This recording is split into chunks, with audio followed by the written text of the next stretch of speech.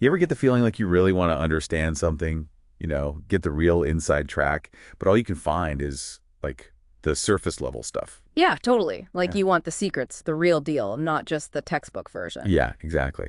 And that's kind of what we're doing today with this deep dive. We're talking about the Services Selection Board, the SSB. Ah, the SSB, the gateway to the Indian Armed Forces. Right, That's right. you. So this is specifically for those listening who are really serious about joining the Army, Navy, or Air Force, becoming an officer.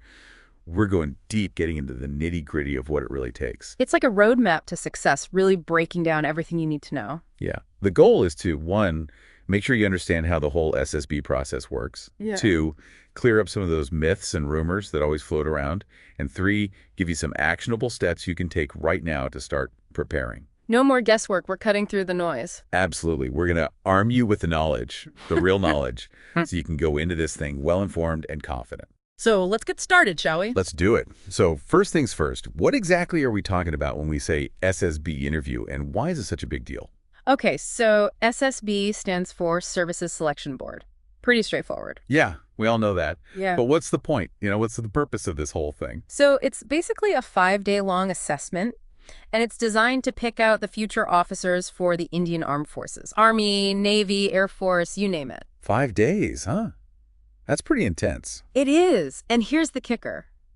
It's not like your regular exams, where they just grill you on facts and figures. So what are they looking for then? If it's not about memorizing textbooks, what's the deal? They're looking for something much deeper, something more fundamental. Okay, I'm intrigued. Tell me more. It's all about those officer-like qualities, or OLQs. It's the core personality traits, those inherent capabilities that make a good leader. Interesting. So it's less about what you know and more about who you are. Absolutely. How you think, how you react, how you handle pressure, how you work in a team. Okay, so we're talking leadership, mental toughness, emotional intelligence. This is starting to make sense. Exactly. And that's why the process is so different. It's not just sitting in an exam hall, filling in bubbles on a sheet. They put you through a variety of situations to really see what you're made of. So different organizations conduct these SSBs, right? Depending on whether you're aiming for the Army, Navy, or Air Force. Yep, that's right. And they have their selection centers spread across the country. So tell us about the different boards and where they're located. Give us the specifics. All right, so for the Army, you have selection centers in places like Bhopal, Bangalore, Allahabad, and Kapurthala. Okay, got it. What about the Navy? For the Navy, it's the Naval Selection Boards, or NSBs, and they're located in Coimbatore, Visakhapatnam, Bhopal, and Kolkata. Got it. So Army and Navy, we've got those covered. What about the Air Force? Where do they do their selection? For those aiming for the skies, the Air Force Selection Boards, or AFSBs, are located in Dehradun, Gandhinagar, Mysore, and Varanasi. So no matter where you are in India, there's a chance to go through this process. Exactly. And let me tell you, this personality-based selection, it's crucial. Think about it. The armed forces, they need leaders. People who can make decisions under pressure, inspire their team, and handle any situation. They need someone who's got those qualities built in, you know? Makes sense. They can't just teach you that in a classroom. Absolutely not. That's why they have this whole system in place. It's designed to really peel back the layers and reveal your true potential, your mental strength, your emotional maturity, your leadership ability. It all comes out. Wow. Okay, so we've got a good idea of what the SSB is all about, who's involved, and why it's so different. But what does this 5-day process actually look like for the candidates? What do they go through? All right, so picture this. 5 days, each one carefully designed to take you deeper into the assessment process. It's like a journey of self-discovery, you could say. Sounds intense. It can be, but it's also designed to be fair and thorough. So day one is all about the initial screening. It's like their first filter to see who has the potential to move forward. They call it stage one. Stage one, the screening process. What happens there? 2 main parts. First up, you have the Officer Intelligence Rating Test, or the OIR test. The OIR. Okay, tell me more about that. What kind of test is it? This one is all about your logic, your reasoning skills. They'll test you with words and patterns, see how quickly you can grasp concepts, how you think on your feet. It's their first look at your cognitive abilities. That's like a basic intelligence test. Yeah, you could say that, but it's not the be-all and end-all. They're looking for a certain level of mental agility, but that's just one piece of the puzzle. Right. Makes sense. So what's the second part of stage one? That's where things get interesting. It's called the Picture Perception and Discussion Test, or PPTT. PPD. Okay, what do they do in that? So, imagine this. They show you a picture, just a quick flash, like a snapshot of a scene. And then you have to write a story based on what you saw in that brief moment. A story, huh? Interesting. So they're testing your imagination, your creativity. That's part of it, yeah. But there's more. After you write your story, you're put in a group with other candidates. And then you all discuss your individual stories and try to come up with a common narrative. Ah, I see. So it's not just about the story itself. It's also about how you communicate, how you interact with others, how you work as a team. Exactly. They're observing how you articulate your thoughts, how you listen to others, how you handle disagreements, and how you work towards a common goal.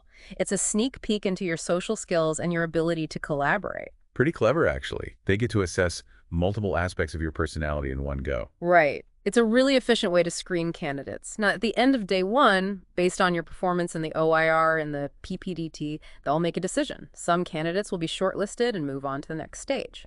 And the others. Unfortunately, they have to head back home. So day one is definitely a crucial step. High stakes right from the start. So let's say you make it through stage one. What happens on day two?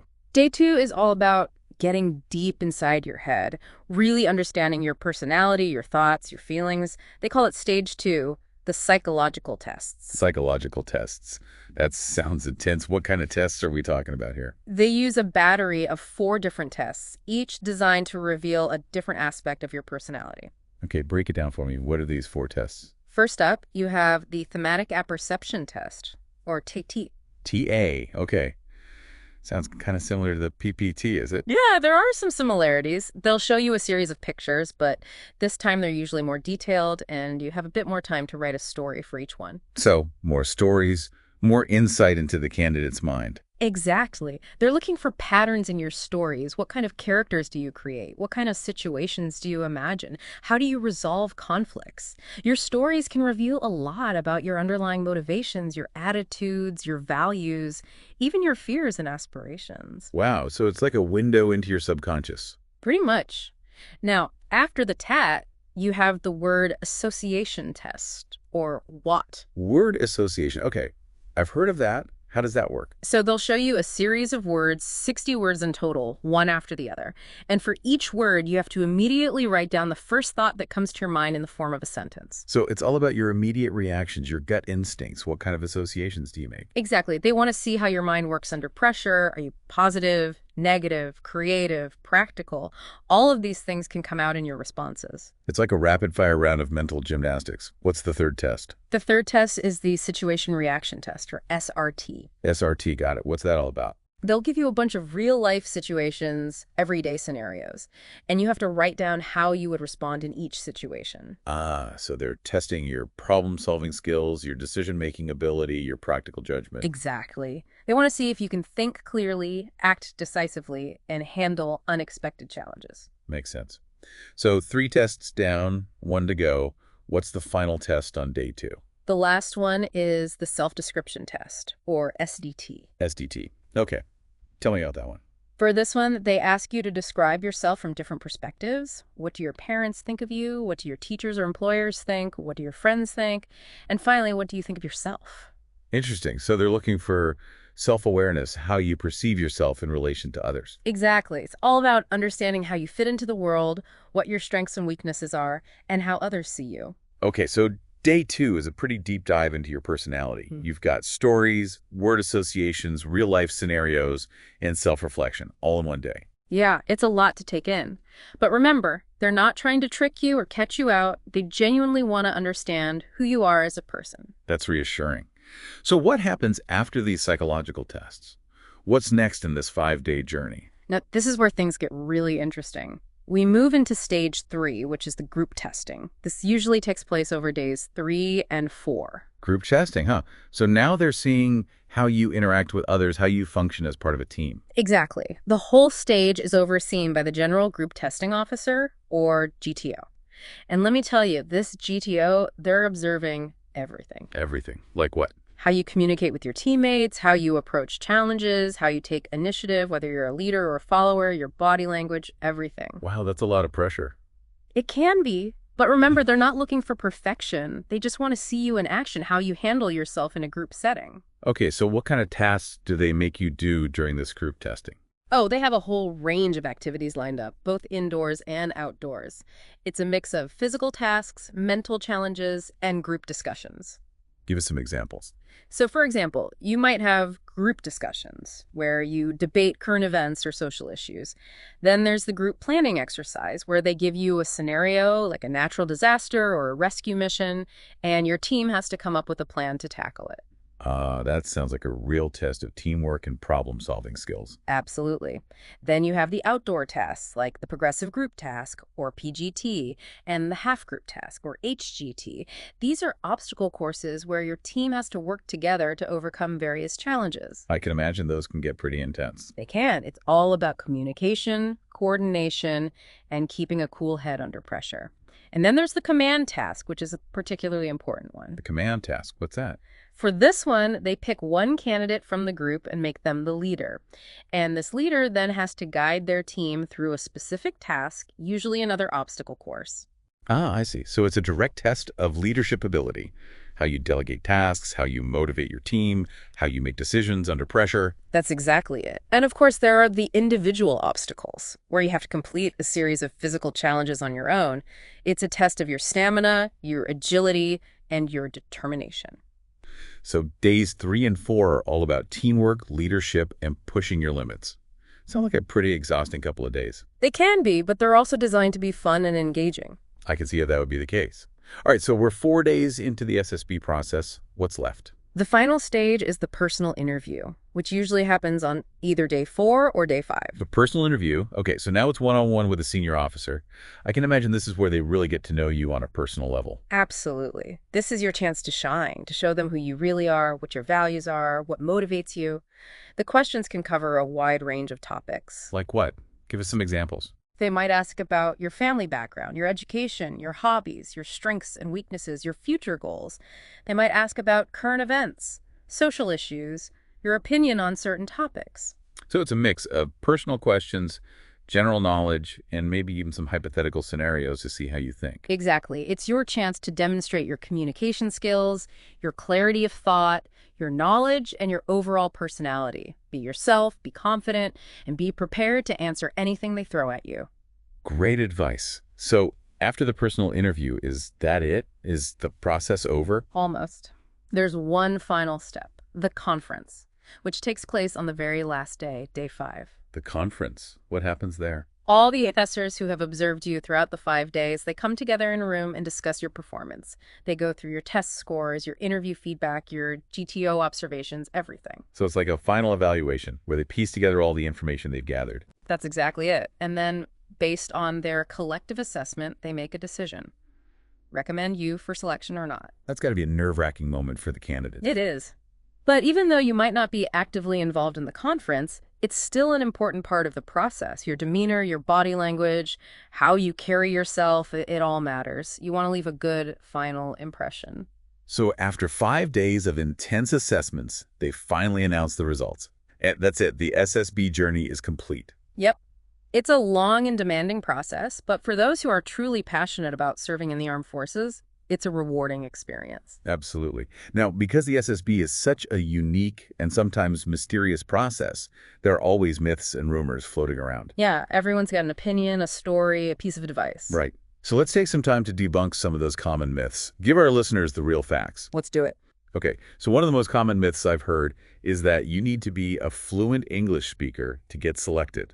Is there any truth to that? Well, while being comfortable with English is certainly helpful, especially for the group discussions and the interview, it's not the be-all and end-all. So it's not about speaking like a Shakespearean actor. Not at all. What's more important is your ability to express your thoughts clearly and logically, regardless of the language.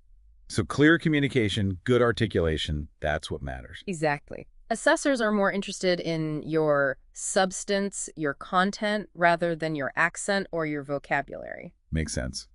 Another myth I often hear is that the SSB is all about intelligence. having a super high IQ. Yeah, people think you need to be some kind of genius to crack it. Is that true? Not really. While a certain level of intelligence is definitely required, and they do test that through the OIR, it's just one part of the assessment. So it's not all about being a bookworm. Nope. Remember, they're looking for the whole package, those OLQs. Your personality, your leadership potential, your emotional intelligence, your ability to work in a team, all of these things matter just as much as your intelligence. Right. It's about the holistic personality, not just the brain power. Exactly. Here's another myth that I want to address because it can be really discouraging for some aspirants. Okay, tell me. Some people believe that you need to come from an Army background to succeed at the SSB. Like, if you have family members in the armed forces, you have a better chance. Ah, the legacy myth. Yeah, and it's simply not true. The SSB is open to everyone who meets the eligibility criteria, regardless of their family background. They're looking for fresh talent, new perspectives, people from all walks of life. So it doesn't matter if you're from a military family or a civilian background, everyone has an equal chance. Absolutely. It's all about your individual potential and how you perform during those 5 days. Now, what about coaching classes? There's a lot of hype around those. Yeah, some people believe that attending coaching classes will guarantee their selection. That's a misconception. While coaching can be helpful in terms of familiarizing you with the process and giving you some tips, it's not a magic bullet. So it's not a shortcut to success. Not at all. Yeah. Ultimately, your selection depends on your own inherent qualities, your ability to learn and adapt, and your genuine self. So you can't just cram for the SSB like you would for a regular exam. Nope. You need to work on yourself, develop those OLQs, and approach the process with honesty and integrity. That's good to know. And finally, there's a myth that can be particularly disheartening for those who haven't cleared the SSB on their first attempt. Oh, yeah. The one about how reported attempts lower your chances of getting selected? Yeah, that one. Is there any truth to that? Not at all. In fact, many successful candidates have cleared the SSB on their second, third, or even fourth attempt. So it's not a one strike and you're out kind of thing? Nope. What matters is that you learn from your previous experiences, identify your weaknesses, and work on improving yourself. Show them that you're determined, that you're resilient, that you're willing to put in the effort to grow. So persistence and a willingness to learn can go a long way. Absolutely. So the key takeaway here is that success in the SSB is more about having the right mindset, the right personality traits, and a genuine commitment to self-improvement, rather than relying on any quick fixes or tricks. Exactly. Now, for those of you listening who are feeling motivated and want to start preparing, where should you begin? Great question. What are some concrete, actionable steps our listeners can take right now to get started on their SSB journey? All right, so first things first. Boost your general awareness. It's so important to be well informed about what's happening in the world, both nationally and internationally. So read newspapers, follow the news, stay updated on current events. Exactly. This shows you're engaged, you're curious, you're aware of the bigger picture. Makes sense. What else? Next, work on your communication skills. Even if you feel comfortable speaking English, practice articulating your thoughts clearly, concisely, and confidently. So practice public speaking, participate in debates, have discussions with friends, anything that gets you talking and expressing your ideas. That's it. And don't underestimate the power of active listening. Pay attention to how others communicate, how they structure their arguments, how they use their words to persuade and inspire. Good point. It's not just about speaking, it's about listening and understanding as well. Yeah. What else can our listeners do to prepare? Well, another important aspect is mental fitness. Just like you train your body, you need to train your mind. So how do you train your mind for the SSB? There are a few things you can do. First, practice solving logical puzzles, brain teasers, anything that challenges your thinking and makes you think outside the box. So those logic games and puzzles, they're actually useful. They are. They help you sharpen your problem-solving skills, your critical thinking, and your ability to make quick decisions. And you can also look for practice tests similar to the ones they use in the SSB, like the WOT, TAT, and SRT. Right. Familiarizing yourself with the format and the types of questions they ask can be really helpful. Exactly. It's not about memorizing answers, but about understanding the logic behind the tests and getting comfortable with the way they're structured. Great tips. Anything else? Yeah, don't neglect your physical fitness. The SSB has physical tasks, remember, so make sure you're in good shape. So running, exercise, basic fitness. Yep. Not only will this help you perform well on the physical tests, but it also shows them that you're disciplined, that you take care of yourself, and that you have the stamina to handle the challenges of military life. It's about demonstrating that overall fitness and readiness. Exactly. And finally, maybe the most important tip of all, make time for self-reflection. Self-reflection. Tell me more about that. Take some time to really think about yourself, your strengths, your weaknesses, your values, your motivations. Why do you want to join the armed forces? What kind of officer do you want to be? So it's about knowing yourself, understanding your own personality. Absolutely. The SSB is all about assessing your personality, so the better you know yourself, the better you'll be able to present yourself authentically and confidently. That makes a lot of sense.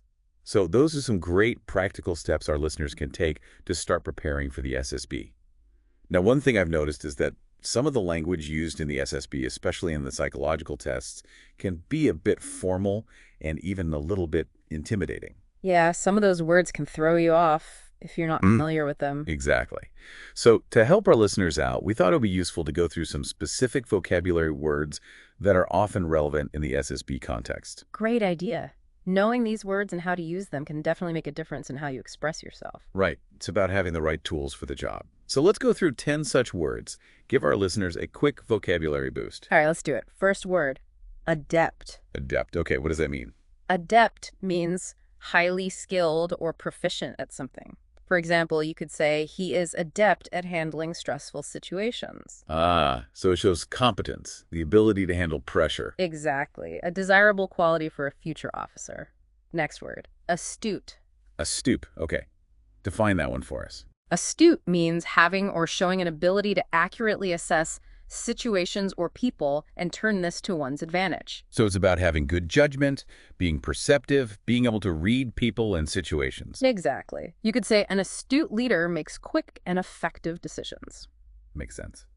Next word? Dexterous. Dexterous. That one sounds familiar. It means skillful with your hands or your mind. You could say a dexterous officer handles multiple tasks efficiently. So it can mean physically skillful or mentally agile. Both. All right, next up, candid. Candid. Okay. What's the definition of that? Candid means being honest and straightforward, being frank. You could say the interviewer appreciated his candid answers. So it shows integrity, transparency, a willingness to speak your mind. Exactly. Those are valuable qualities in a leader. All right, next word, resilient. Resilient. I like that one. Resilient means being able to bounce back from setbacks, being able to cope with pressure and adversity. You could say resilience is key to overcoming SSB failures. Ah, so it's about mental toughness, not giving up easily. That's it. Next word, eloquent. Eloquent. Okay. That sounds like someone who's good with words. Yes. Eloquent means being fluent and persuasive in speaking or writing. For example, a leader must be eloquent in communication. So it's about being able to articulate your thoughts clearly and effectively. Exactly. It's about having that command of language that inspires and motivates others. All right, next word, pragmatic. Pragmatic. Okay. Define that one for us. Pragmatic means being practical and realistic, focusing on solutions rather than theories. You could say pragmatic thinking helps in GTO tasks. So it's about being able to think on your feet, adapt to changing situations, and find practical solutions. Exactly. It's a very valuable quality in a leader. Next word, meticulous. Meticulous. Okay, I know that one. It's about paying attention to detail, right? Right. Meticulous means being extremely careful and precise. For example, SSB assessors observe candidates meticulously. So it shows that you're thorough, that you don't overlook important details. Exactly. Next word, diligent. Diligent. Okay. What does that mean? Diligent means being hardworking, dedicated, and conscientious. You could say a diligent aspirant prepares for every stage of SSB. So it's about putting in the effort, being persistent, and not taking any shortcuts. Exactly. And finally, our last word for today, unwavering. Unwavering. That sounds powerful. It is. Unwavering means being steady and resolute, not giving in to doubt or fear. You could say an officer's determination should be unwavering. So it's about having that inner strength, that unshakable resolve. Absolutely. That's what makes a true leader. So those are 10 powerful words that our listeners can add to their vocabulary. And remember, it's not just about knowing these words. It's about understanding their meaning and using them effectively in your communication. Right. It's about expressing yourself with clarity, confidence, and precision. So to wrap up this deep dive, we've covered a lot of ground today. We've gone through the entire SSB process, broken down each of the 5 days, and debunked some common myths. We've also given you some practical steps to start your preparation and equipped you with some key vocabulary to help you express yourself effectively. The main message we want you to take away is that success in the SSB is not about tricks or shortcuts. It's about developing your personality, your leadership qualities, and your mental toughness. It's about being the best version of yourself and approaching the process with authenticity and integrity. And for those who are still on their SSB journey, don't give up. Learn from your experiences, keep improving yourself, and stay focused on your goals. And for those who are just starting out, remember that the SSB is not a test of your worth as a person. It's simply an assessment of your suitability for a particular role. So don't let fear or self-doubt hold you back. Embrace the challenge, prepare well, and go for it. And in our next deep dive, we'll be focusing specifically on those officer-like qualities, or OLQs, and exploring why they are so crucial for clearing the SSB. So make sure you tune in for that one. It's going to be packed with insights and actionable tips. Keep learning, stay motivated, and remember why you started on this path. Jai Hind.